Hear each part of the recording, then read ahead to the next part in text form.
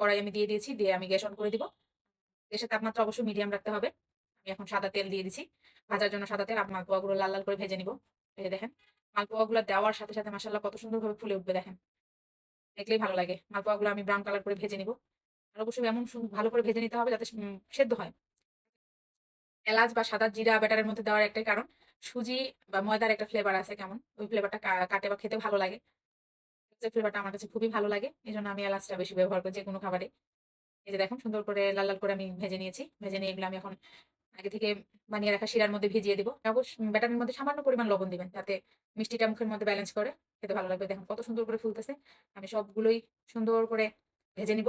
নিয়ে সুন্দর করে আমি ওই শিরা থেকে ৫ মিনিট ভিজে রেখে পাত্রের মধ্যে নিয়ে তুলে রাখবো। এই জন্য তৈরি হয়ে গেছে আমার মিষ্টি, মিষ্টি আলুর রসালো মালপোয়া।